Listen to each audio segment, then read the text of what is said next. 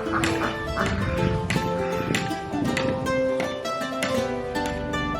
hello everyone, and welcome to Simply Made Homestead. Now today we are out here in the garden shed because it is the middle of the month and it is time to feed my tomatoes and my peppers with some calcium nitrate. Now I'm going to use the injector, the fertilizer injector from Haas Tools. I will link all the products we talk about today in the description box below for you. And I know many of you, it is mid-November and you're thinking about Thanksgiving and you're not growing tomatoes right now like we are down here in 9B. But spring will be here before you know it. It'll be time to start seeding those tomatoes indoors and getting them ready to put out in the ground. And this fall, I have done everything different in growing tomatoes and peppers, and it has been a complete success. Now, we don't have any ripe tomatoes yet, but the vines are full and they are beautiful. And in just a minute, I'm going to take you out there and I want to show you what we've got going on. And I'm going to tell you exactly what we've done and how we have watered them, how we have grown them, or how we have fertilized them. And I'm going to tell you exactly how we've done it. So now everybody's soil is different. Our soil is very sandy. We have added some compost to it, not a lot, but we added what we had and to help enrich it a bit, but we do have to water on a regular basis. We haven't had much rain and this is not our rainy season at all, so which has been good. It's really helped with our pest pressure, but we have sprayed diligently and we're going to talk about all of those things. But first, I want to tell you this. On the first of every month, I fertilize with the fuel injector because we have the drip irrigation laid underneath the tomatoes and the peppers, and I fertilize with 20-20-20 fertilizer that I get from Haas Tools. And then on the 15th of every month, I fertilize with the calcium nitrate. And it tells you on there like how much to use per whatever your square footage is on your plot out there that you've got going on, so that it helps you and tells you how. Now with the 20-20-20, I can tell you if you use that, we also ordered that through Haas Tools. If you use that, make sure you add warm water in there to help it dissolve. The calcium nitrate does fine just with regular water. So let me show you a couple things too that I use for pest control, and I do spray every 2 weeks if I see anything between then, or if there are any if we have a rain shower, then I will go out and spray too, because they are organic products, so they do wash away. So let me show you those. Now, you know, worms love tomatoes. And this, the BT, the Monterey BT, has been a regular. Every 2 weeks I have applied that. I did not start using this until I started seeing some weird, funky looking little bugs out there that, yeah, you see all those little things right there? Yeah. When I started seeing those guys, I just mixed the two together in the sprayer, and just a little sprayer right here. And I ordered it off of Amazon. You'll see this here. I'll link that for you as well. It's a gallon sprayer. And I didn't want anything too big because I have to carry it around out there. And it's not the backpack style. Now, typically if I saw any kind of fungus or mildew or anything starting on the tomatoes, or if it was in the spring, I would use neem oil on a regular basis as well. But it's just been, the fall is a bit different as far as the climate, as far as the weather goes, the amount of humidity and things like that. We still have humid weather, but it hasn't been as bad.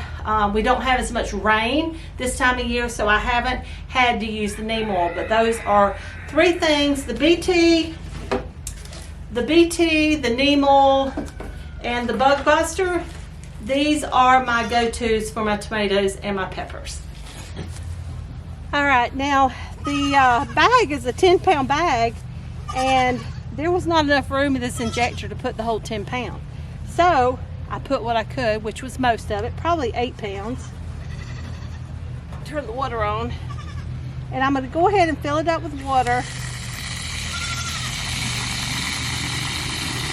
kind of, and you know what? When I add the water in there, that really helps because it dissolves those pellets. So let me go get the rest, see if we can get that in there. Now this is actually my first time I've used the calcium in the injector because I forget why I didn't. Something wasn't set up or something last month where I wasn't able to use it. But I think that's about all we're going to get in there. All right, now chickens, don't come over here eating calcium nitrate off the ground. Not good. No. No. I know you need calcium too, but not from this stuff. I don't know if that would be good for you or not. I don't think you need nitrogen. What do you think, guys? You think? I don't think so. All right. So this is just, I fill it up because that's one less thing, just waiting for it to, because filling it up out there once you hook it up, it just takes a little longer because it's running all through the hoses and everything. And this way I don't have to wait on it. All right, now down here, I have never actually hooked it up before. My husband has always done it for me. So we can only hope that I'm doing this right.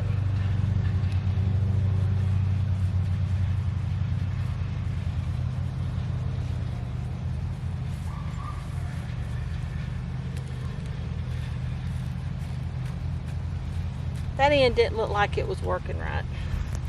So we're gonna come down here and do this end.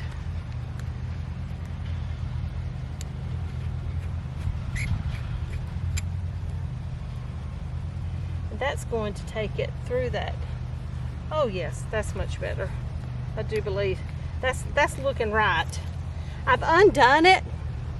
I've taken it apart once it finished. But you know, you tell yourself, okay, I tell myself, okay, this is how it went. I'll remember this for when I need to come out here. And I don't remember this. So there we go. All right. And that is all you do. Now it's already been hooked up.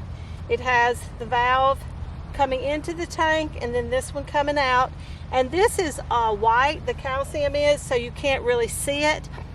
They suggest you can put a little food dye in the injector so you know when it's coming through.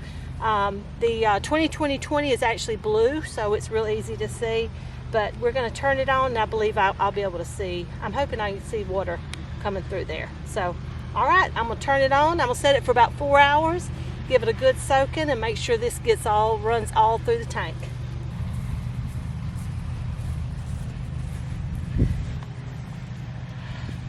All right, guys.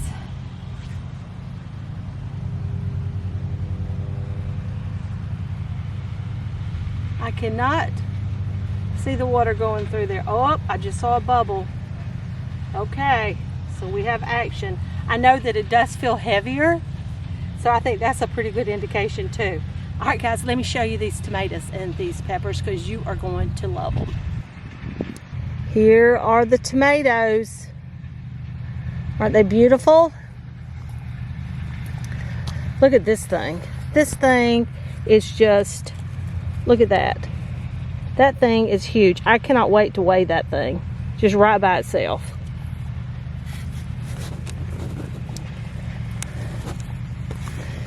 You can see they're just everywhere. Now we do have some that have the little weird little things on here. I did some research on that, and it's called the zipper, and it's where, like, it's either the second or third bloom and then the temperature drops and it affects your tomatoes. Now the rows are 3 feet apart. And we use the Florida weave for a trellis. And you can see we have a tomato forest. I mean, it's like dangerous for me to try to go through here because I'm scared I'm gonna break them. We use 4-foot posts, which we won't do that again. We will use taller posts. These are determinate tomatoes. They're the Amish paste. So we will use taller posts. They were 4 feet. We put a foot in the ground, which left only 3 feet standing.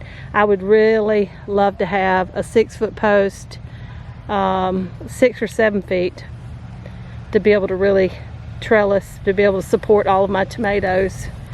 Now, I'm going to show you over here. Look at that. See the size of those things? They are just, they're that big, guys. Look at that. They are, they're just huge. And I cannot wait for them to start turning color so we can start picking some and making sauces and paste and all of that yummy stuff. Look at that. Isn't that just a fun little lovely patch? Our peas are coming along. They're just about tall enough where I can get them up on the trellis. Oh, not quite. Almost there. But these are the peppers. Look at these. Look at all the habaneros down there. It is just loaded. Just absolutely loaded. And just no color yet. Which we've been having cooler temperatures, so that does slow it. The cooler temperatures, it will slow the development and the growth of your tomatoes and peppers. But we've been down like 48 has been the lowest. Anything below 55, it will start to slow the growth of your tomatoes and peppers. But you can see we've got the Persian basil thrown in there, and it's just a hodgepodge of different kind of peppers. Cayenne, poblano, habaneros, bell, jalapenos. They're just so pretty. And another shot of tomatoes. Check out the size of this bell pepper right here. That thing is just, there's my hand. It is just huge. Just absolutely, look at that. Just huge. We are so excited. Look at this. Just absolutely beautiful.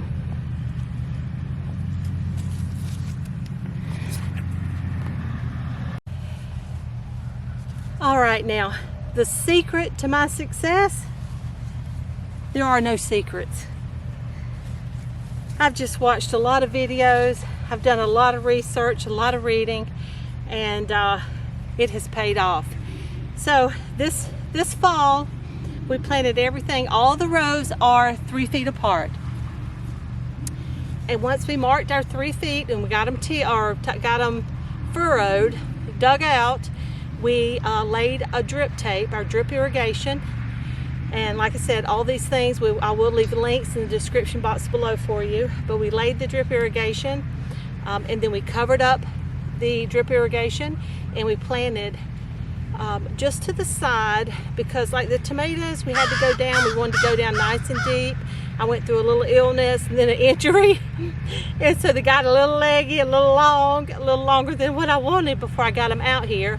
So we wanted to plant them down nice and deep, because you can go deep, man, because those tomatoes, they'll sprout all out the sides with all these little roots, and it makes it even stronger and healthier. So we planted just to the side of the drip tape, and yeah, that's it, guys. And then we got our trellis up pretty quick, because they start growing really fast, and we got our trellis up, I guess, I don't know, a week or two later. and we just started fertilizing. We used the 20-20-20 and the calcium nitrate. It's seriously 20-20-20 on the first, calcium nitrate on the 15th. Again, on the first we did the 20-20-20, and that's how we have progressed. And they are just absolutely, they're just beautiful. I haven't even been out here with to weed them. I don't know if it's because it's in the fall. We've had lots of sun, and they have just done beautiful. Now, another thing I have stayed on top of is the pest pressure. We haven't had a bad pest pressure. We have found bugs out here, and but I think the reason I haven't seen a lot is because I have really stayed on top of it. I've religiously started spraying with BT every 2 weeks to keep them away.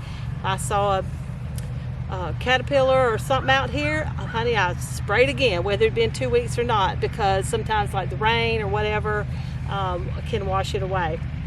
So, and that's it, guys.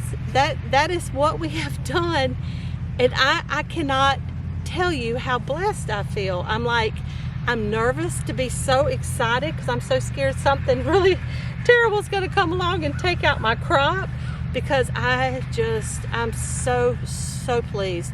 We planted all Amish paste. I love a good slicer. I love a good slicer, but I really wanted to be able to put up tomato sauce and just anything I can, salsas, in anything I can.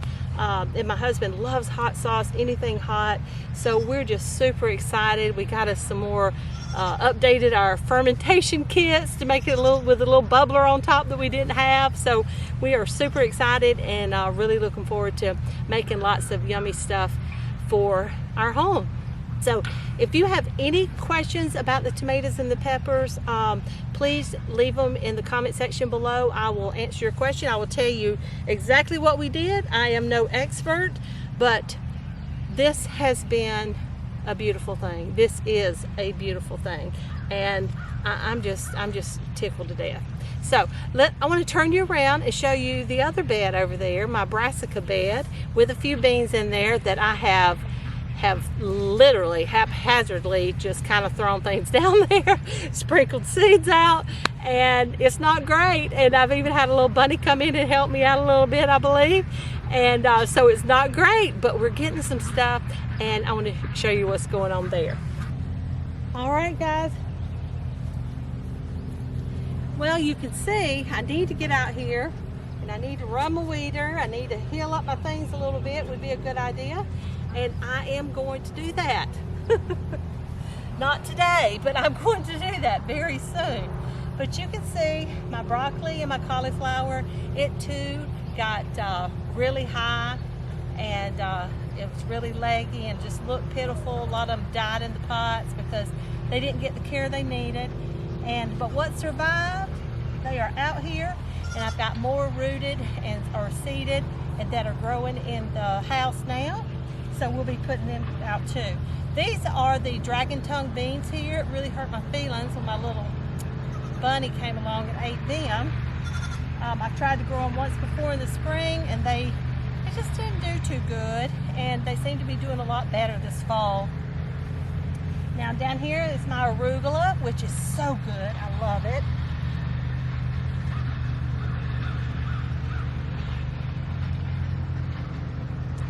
With arugula, you kind of either love it or hate it. My husband doesn't care for it. He won't use the hate word, but he doesn't care for it. And I just think it's absolutely divine. I love it. So good. So ready to pick. And if you've never tried a grilled shrimp and arugula pizza, what kind of cheese did I use? I can't remember what kind of cheese I used. It wasn't mozzarella. I'll have to think about it. With a white sauce, absolutely divine. Over here, I've got some romaine lettuce. You see, it's kind of here, there, and yonder. A little kohlrabi over here. I planted spinach back here, but I don't think my seeds are good because I've started them inside and I didn't have very many come up. So, but we're going to give it another go, see what happens. Oh, there we go. Now these little guys right here, this is Tippy, this is Tippy Top, and this is Manly Moon. We gave them their very first CDNT vaccine today. And it hurt my feelings so bad. It was terrible. I don't like it giving it to the big girls either. But it was sure a heck of a lot easier just because they're so tiny and they're so squirmy. But you see they're doing really well. We got through it, didn't we, boys? Yes. But anyway, yes. And one of our subscribers, I'm very upset that I can't remember. I want to say it was Elders Homestead. One of our subscribers, I'm going to post it on the screen because I don't want to say the wrong person. So be sure and look for the screen. They gave us suggestion to name this one Moon because he has moon spots, I would think. She didn't say that, but I assume so. So I did really like the name Moon, but I had been calling him Manly since I got him. So I just I stuck with Manly, and his registered name will be Manly Moon. So thank you so much, honey. I really appreciate it. It's cute as pie, and we are going to use it forever, aren't we? Yes. And this one right here, he got his registered name before we ever even picked him up because he just had this tippy top, this white tip on his head, and his little white tips all over the end of his tail and all over his body, and we just started calling him Tippy Top. So that will be his registered name. Huh, boys? Yes. And they have started eating some hay and drinking water. So I was really glad to see that because they've had hay and water for the last 2 weeks since they set foot on our farm. And but they finally started taking some interest in it. But they definitely still think I'm their mama. And you see they're total lap goats for now, aren't you? But we can't stay that way forever because you're going to get big and stinky, aren't you? I know. I'm going to be so sad. Going to be big and stinky. Yes. But these are our boys that we are going to be breeding with our girls in a few months out. It'll be a while yet. But yes, we're going to be breeding them with them and bring the blue eyes into our herd. And hopefully, fingers crossed, we can get some polled babies next to add to the herd. Yes, some beautiful polled blue-eyed babies. All right, so let's go check on the big girls, see what they're up to. And here is Fiona. Athena is checking out the tripod, and Fiona is trying to eat my phone. We can't do that, no. So we are going to start showing the girls in January, if all goes well. Yes, if all goes well. We plan to show them in January, and we are super excited about that. Now these girls are, how old are you now, Fifi? 11, 2, oh my gosh. Fi is about to be, a couple more weeks, Fi will be 9 months old. So she's 8.5, which makes Athena 8 months old. And we haven't worked with them a lot. We do and then we don't. So we have really got to get on it and start working with them. You want to give it a go? You want to show them how you can do it? Huh? You want to show them how you can do it? All right, let's do that. All right, now we have never done this before, so we are not a professional whatsoever, but from what I understand, we need a nice chain collar to put on them. It's okay, baby.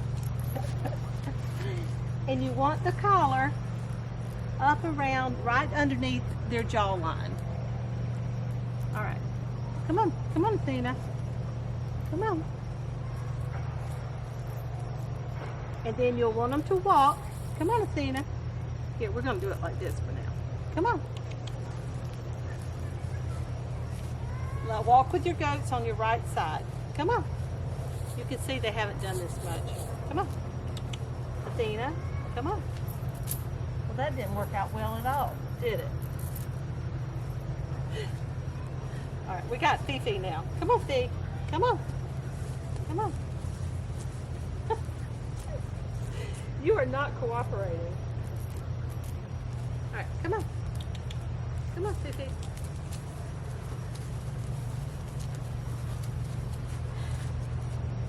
I swear they actually do a little better than this usually. Fifi.